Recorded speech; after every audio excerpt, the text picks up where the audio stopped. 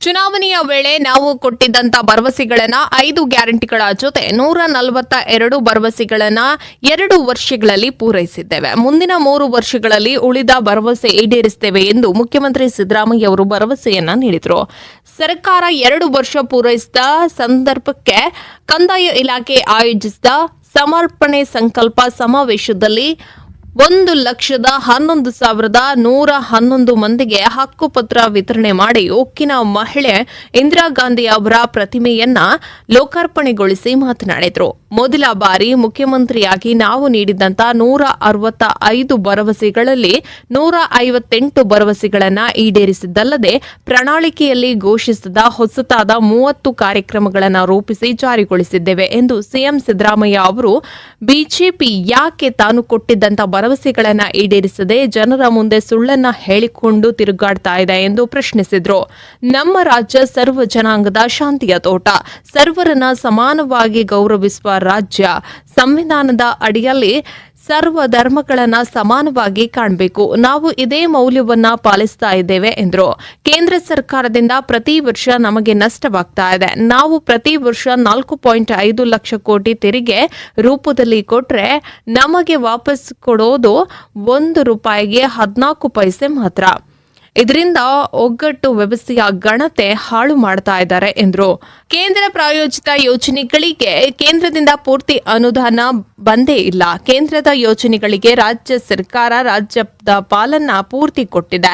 ಆದರೆ ಕೇಂದ್ರ ಸರ್ಕಾರ ತಮ್ಮ ಪಾಲನ್ನ ಕೊಡದೆ ಉಳಿಸಿಕೊಂಡು ಅನ್ಯಾಯವನ್ನ ಮಾಡಿಕೊಂಡಿದೆ. 15ನೇ ಹಣಕಾಸು ಯೋಜನೆಯಲ್ಲಿ ರಾಜ್ಯಕ್ಕೆ ಕೇಂದ್ರ ಮಾಡಿರುವ ಅನ್ಯಾಯ ನಿಮಗೆಲ್ಲ ಗೊತ್ತೇ ಇದೆ. ಭದ್ರಾ ಮೇಲ್ದಂಡೆ ಯೋಜನೆಗೆ ಘೋಷಿಸಿದ 5,300 ಕೋಟಿ ಹಣದಲ್ಲಿ ಬಿಡಿಗಾಸನ್ನ ಬಿಡುಗಡೆ ಮಾಡಿಲ್ಲ. ಭದ್ರಾ ಮೇಲ್ದಂಡೆ ಯೋಜನೆಯನ್ನ ರಾಷ್ಟ್ರೀಯ ಯೋಜನೆ ಎಂದು ಘೋಷಿಸುವುದಾಗಿ ಭರವಸೆಯನ್ನ ನೀಡಿದ್ರು.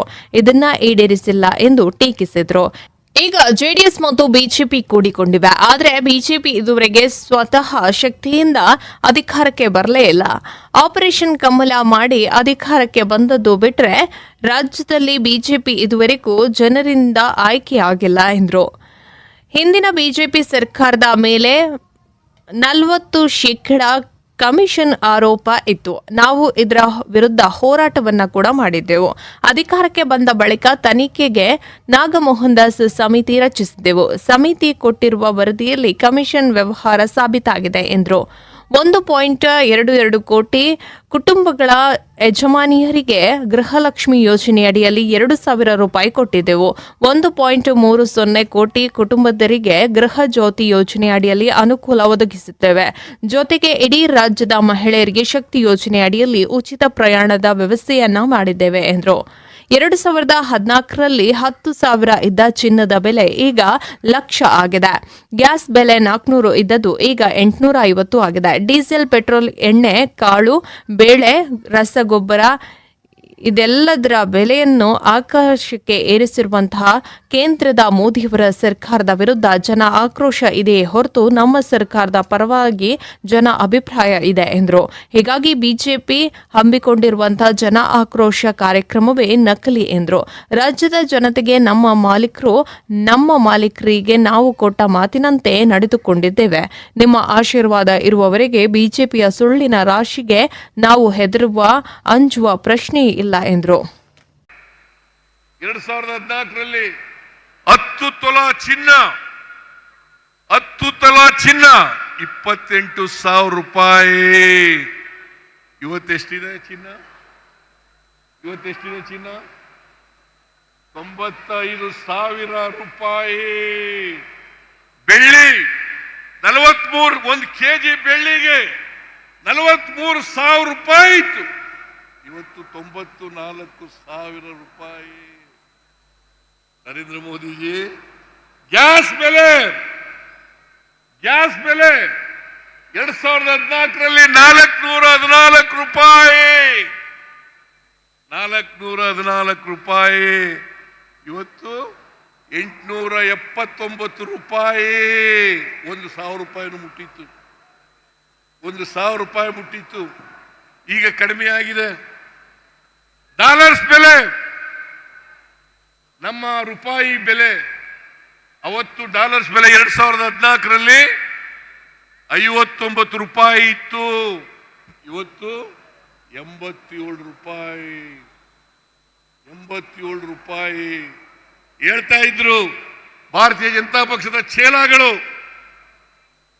ನರೇಂದ್ರ ಮೋದಿಯವರ ಚೇಲಾಗಳು, ಕರ್ನಾಟಕದಲ್ಲಿರ್ತಕ್ಕಂಥ ಚೇಲಾಗಳು ಹೇಳ್ತಾ ಇದ್ರು ಏನಂತ, ನಾವು $1ಗೆ $1 ಮಾಡ್ತೇವೆ, $1ಗೆ $1 ಮಾಡ್ತೇವೆ ಅಂತ ಹೇಳಿದ್ರು. ಇವತ್ತು 59 ರೂಪಾಯಿ ಇದ್ದದ್ದು, 59 ರೂಪಾಯಿ ಇದ್ದದ್ದು 87 ರೂಪಾಯಿ ಇದೆ. ಪೆಟ್ರೋಲ್, ಡೀಸೆಲ್, ಗ್ಯಾಸ್ ಇವತ್ತು ಇಂಟರ್ನ್ಯಾಷನಲ್ ಮಾರ್ಕೆಟ್ನಲ್ಲಿ ಕಚ್ಚಾ ತೈಲದ ಬೆಲೆ ಕಡಿಮೆ ಆಗಿದ್ರು ಕೂಡ ಮನಮೋಹನ್ ಸಿಂಗ್ ರವರು ಪ್ರಧಾನಮಂತ್ರಿ ಆಗಿದ್ದಾಗ ಸುಮಾರು $125 ಒಂದು ಬ್ಯಾರಲ್ಗೆ, $125 ಒಂದು ಬ್ಯಾರಲ್ಗೆ ಹೋಗಿತ್ತು, ಆದರೆ ಈಗ $65 ಒಂದು ಬ್ಯಾರಲ್ಗೆ. ಅದು ಜನಗಳಿಗೆ ವರ್ಗಾವಣೆ ಆಗಲಿಲ್ಲ. ಹಾಗಾಗಿ ಎಲ್ಲ ಆಹಾರ ಪದಾರ್ಥಗಳು ಗಗನವನ್ನು ಮುಟ್ಟತಕ್ಕಂಥ ಕೆಲಸ ಆಯಿತು. ಇಲ್ಲಿ ಬಿಜೆಪಿಯವರು ತಮಟೆ ಹೊಡಿತಾ ಇದ್ದಾರೆ. ಏನಂತ? ಜನಾಕ್ರೋಶ ಬೆಲೆ ಏರಿಕೆ ವಿರುದ್ಧ. ಇವತ್ತು ಕೂಡ ಪ್ರಜಾವಾಣಿ ಪತ್ರಿಕೆಯಲ್ಲಿದೆ.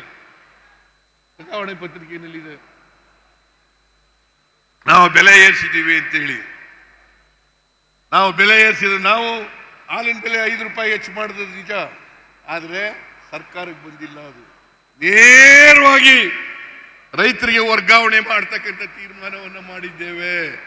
ಡೀಸೆಲ್ ಬೆಲೆ ₹2 ಹೆಚ್ಚಿರೋದು ನಿಜ, ಆದರೆ ಪಕ್ಕದ ರಾಜ್ಯಗಳಿಗಿಂತ ಕಡಿಮೆ ಇದೆ. ಆದ್ರಿಂದ ಜನಾಕ್ರೋಶ ಕಾರ್ಯಕ್ರಮ ಅದು ಒಂದು ಸುಳ್ಳು ಕಾರ್ಯಕ್ರಮ. ಜನಾಕ್ರೋಶ ಎಲ್ಲೂ ಕೂಡ ಇಲ್ಲ. ಅದಕ್ಕೆ ಇವತ್ತು ಇಷ್ಟೊಂದು ದೊಡ್ಡ ಪ್ರಮಾಣದಲ್ಲಿ 2 ವರ್ಷದ ನಮ್ಮ ಅಧಿಕಾರದಲ್ಲಿದ್ದಂಥ 2 ವರ್ಷದ ಅವಧಿಯನ್ನ ವಿಜೃಂಭಣೆಯಿಂದ ಆಚರಣೆ ಮಾಡತಕ್ಕಂಥ ಕೆಲಸವನ್ನು ಮಾಡಿದ್ದೇವೆ. ಇವತ್ತು ಕೃಷ್ಣ ಬೈರೇಗೌಡರು 1,12,00,000 ಅಲ್ಲ,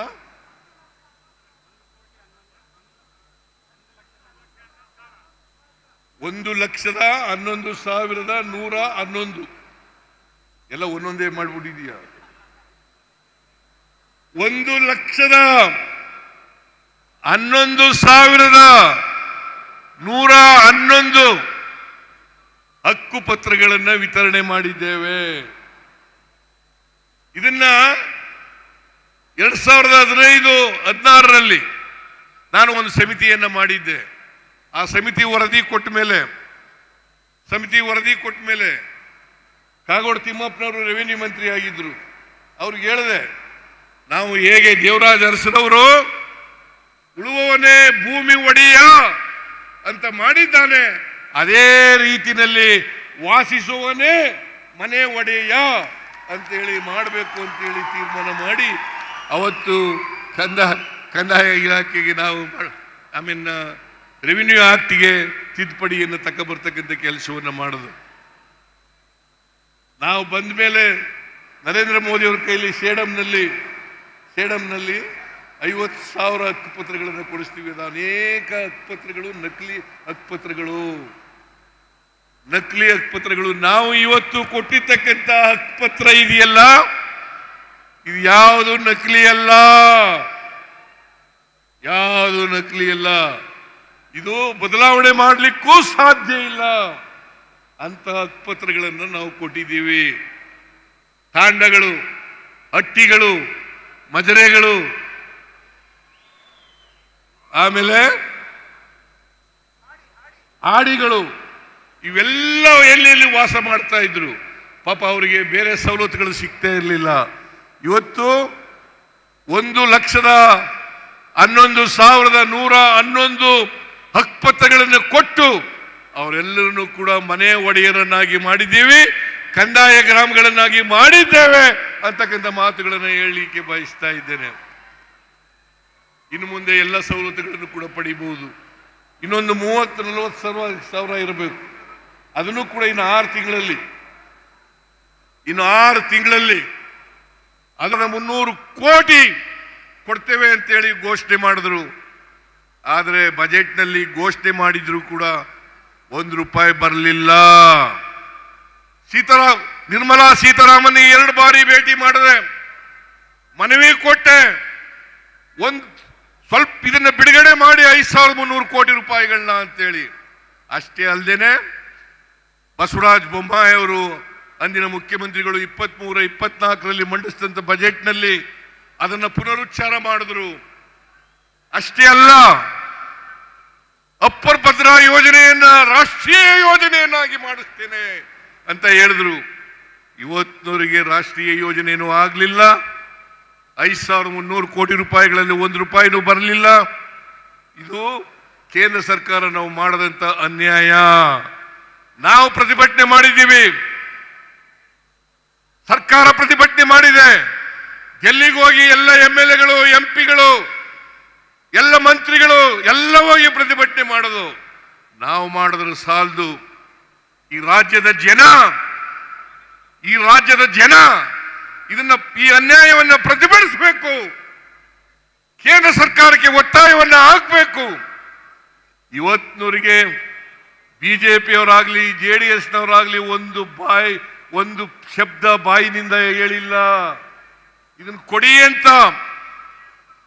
ಯಡಿಯೂರಪ್ಪ ಆಗಲಿ, ಬಸವರಾಜ ಬೊಮ್ಮಾಯಿ ಆಗಲಿ, ಬಿಜೆಪಿ MPಗಳಾಗಲಿ, JDS MPಗಳಾಗಲಿ, ಕುಮಾರಸ್ವಾಮಿ ಆಗಲಿ, ಕರ್ನಾಟಕಕ್ಕೆ ಅನ್ಯಾಯ ಆಗಿದೆ, ಕೊಡಿ, ನಮ್ಮ ಪಾಲನ್ನು ಕೊಡಿ, 15ನೇ ಹಣಕಾಸಿನ ಆಯೋಗ ಶಿಫಾರಸು ಮಾಡಿರ್ತಕ್ಕಂಥ ಹಣ ಕೊಡಿ ಅಂತ ಕೇಳಲಿಲ್ಲ. ಇದನ್ನ ತಾವೆಲ್ಲ ಕೂಡ ಅರ್ಥ ಮಾಡ್ಕೋಬೇಕಾಗ್ತದೆ. ಬಿಜೆಪಿಗೆ ತಕ್ಕ ಪಾಠವನ್ನ ಕಲಿಸ್ತಕ್ಕಂಥ ದಿನಗಳು ನಿಮಗೆ ಮುಂದೆ ಬಂದೇ ಬರ್ತವೆ.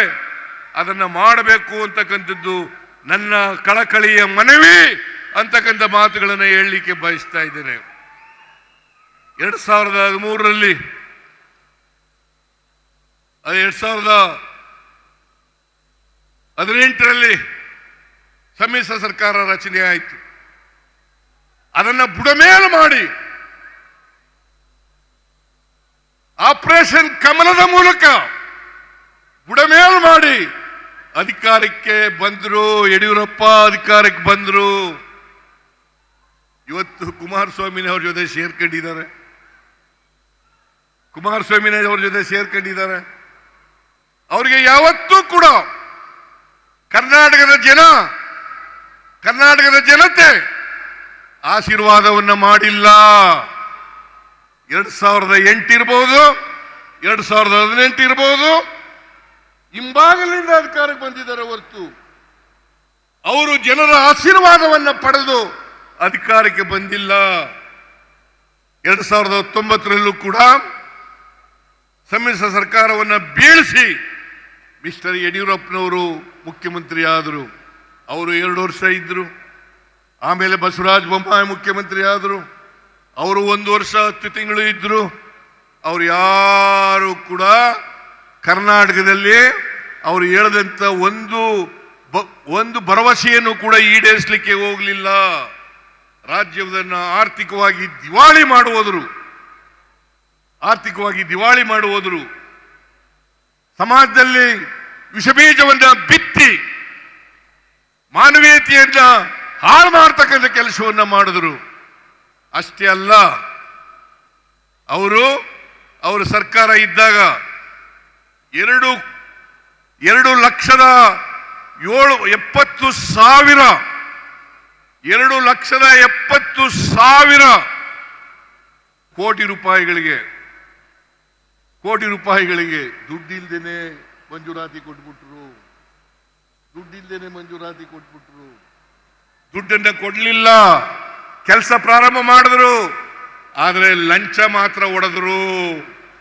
ನಾನು ಹೇಳೋದಲ್ಲ, ಅಂದಿನ ಕಾಂಟ್ರಾಕ್ಟರ್ಸ್ ಅಸೋಸಿಯೇಷನ್ ಅವರು 40%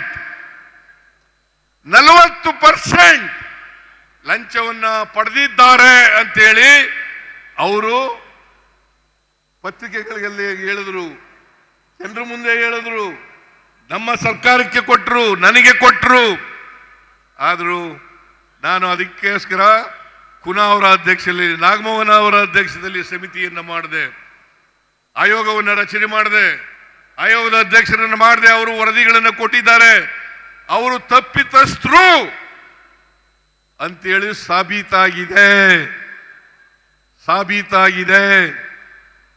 ಅದ್ರ ಜೊತೆಗೆ 1,66,000 ಕೋಟಿ ರೂಪಾಯಿಗಳಿಗೆ ಮುಖ್ಯಮಂತ್ರಿಗಳ ಡಿಸ್ಕ್ರಿಷನರಿ ಪವರ್ನಲ್ಲಿ 1,66,000 ಕೋಟಿ ರೂಪಾಯಿಗಳಿಗೆ ಮಂಜೂರಾತಿ ಕೊಟ್ಬಿಟ್ರು. ಅವರ ಪಾರ್ಟಿ MLA-ಗಳಿಗೆ, ಬೇರೆ ಬೇರೆ MLA-ಗಳಿಗೆಲ್ಲ ಮಂಜೂರಾತಿಯನ್ನು ಕೊಟ್ಟರು. ಹಾಗಾಗಿ ಇವತ್ತು ಹಣಕಾಸಿನ ತೊಂದರೆ ಏನಾದ್ರು ಆಗಿದ್ರೆ ನಮ್ಮ ರಾಜ್ಯಕ್ಕೆ, ಅದು ಯಡಿಯೂರಪ್ಪನವರ, ಬಸವರಾಜ ಬೊಮ್ಮಾಯಿನವರ ಬಳುವಳಿ ಅಂತಕ್ಕಂಥ ಮಾತುಗಳನ್ನು ಹೇಳಲಿಕ್ಕೆ ಬಯಸ್ತಾ ಇದ್ದೇನೆ. ಇಷ್ಟಾದರೂ ಕೂಡ 5 ಗ್ಯಾರಂಟಿ ಯೋಜನೆಗಳನ್ನು ಜಾರಿಗೆ ಕೊಟ್ಟಿದ್ದೀವಿ. 5 ಗ್ಯಾರಂಟಿ ಯೋಜನೆಗಳನ್ನು, ಶಕ್ತಿ ಯೋಜನೆ, ಎಲ್ಲ ಮಹಿಳೆಯರು 3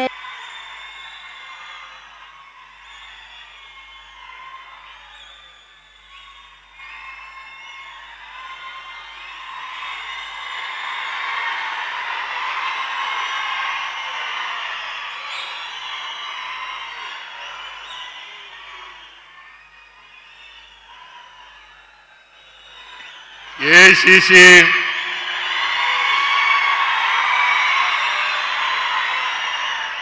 ಅಧ್ಯಕ್ಷರಾದಂಥ ಮಾನ್ಯ ಮಲ್ಲಿಕಾರ್ಜುನ ಖರ್ಗೆ ಅವರೇ, ಲೋಕಸಭೆಯಲ್ಲಿ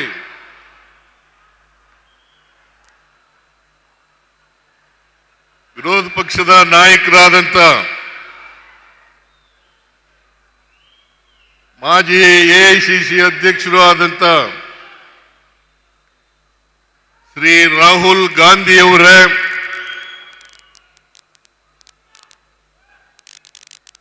AICC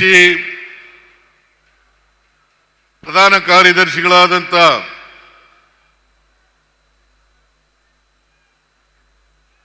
ರಾಜ್ಯಸಭೆಯ ಸದಸ್ಯರು ಆದಂಥ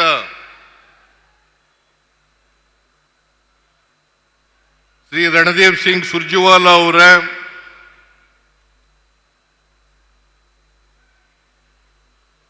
ರಾಜ್ಯದ KPCC ಅಧ್ಯಕ್ಷರು, ಉಪಮುಖ್ಯಮಂತ್ರಿಗಳು ಆದಂಥ ಶ್ರೀ DK ಶಿವಕುಮಾರ್ ಅವರೇ,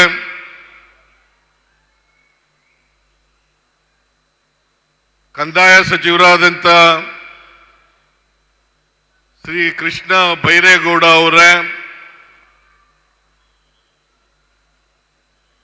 ಬಳ್ಳಾರಿ ಮತ್ತು ವಿಜಯನಗರ ಜಿಲ್ಲಾ ಉಸ್ತುವಾರಿ ಸಚಿವರಾದಂಥ ಶ್ರೀ ಜಮೀರ್ ಅಹಮದ್ ಖಾನ್ ಅವರೇ, ವೇದಿಕೆ ಮೇಲಿರ್ತಕ್ಕಂಥ ಎಲ್ಲ ನನ್ನ ಸಚಿವ ಸಂಪುಟದ ಸದಸ್ಯರುಗಳೇ, ಸಂಸದರೇ, ಹಾಲಿ ಮತ್ತು ಮಾಜಿ ಶಾಸಕರುಗಳೇ, ಮಾಜಿ ಮಂತ್ರಿಗಳೇ, ವೇದಿಕೆ ಮೇಲಿರ್ತಕ್ಕಂಥ ಇತರ ಎಲ್ಲ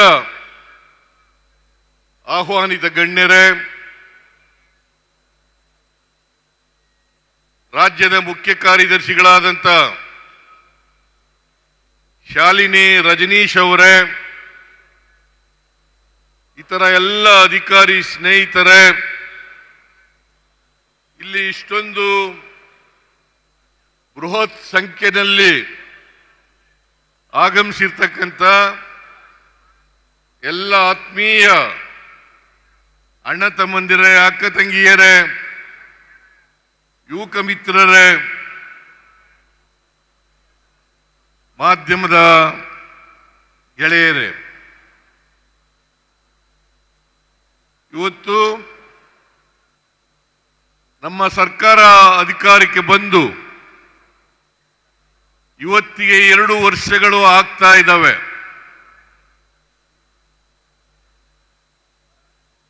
ಈ 2 ವರ್ಷಗಳ ಅವಧಿ ಪೂರೈಸಿದ ಕಾರಣಕ್ಕೋಸ್ಕರ ಒಂದು ಸಾರ್ವಜನಿಕ ಸಭೆಯನ್ನ ಮಾಡಬೇಕು.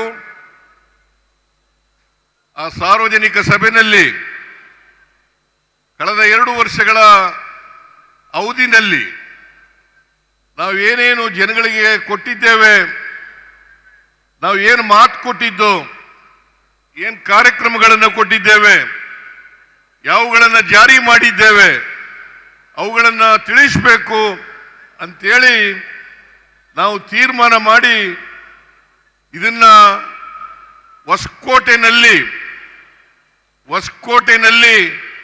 ಇದನ್ನ ಮಾಡಬೇಕು ಅಂತ ತೀರ್ಮಾನ ಮಾಡಿದೋ. ಹಾಗಾಗಿ ಇವತ್ತು ಹೊಸಪೇಟೆನಲ್ಲಿ ಈ ಕಾರ್ಯಕ್ರಮ ನಡೀತಾ ಇದೆ. ಈ ಕಾರ್ಯಕ್ರಮಕ್ಕೆ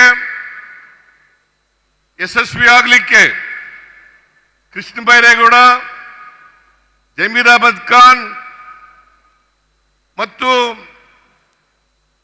ಹೊಸಪೇಟೆ ಕ್ಷೇತ್ರದ ಗವಿಯಪ್ಪ ಮತ್ತು ಇಡೀ ರಾಜ್ಯದ ಎಲ್ಲ ಶಾಸಕರುಗಳು, ಮಾಜಿ ಶಾಸಕರುಗಳು, ಸಂಸತ್ ಸದಸ್ಯರು ಅವರೆಲ್ಲರೂ ಕೂಡ ಶ್ರಮಪಟ್ಟು ಇಷ್ಟೊಂದು ದೊಡ್ಡ ಪ್ರಮಾಣದಲ್ಲಿ ಜನರನ್ನ ಸೇರಿಸಿ ಈ ಕಾರ್ಯಕ್ರಮವನ್ನು ಮಾಡಿದ್ದಾರೆ.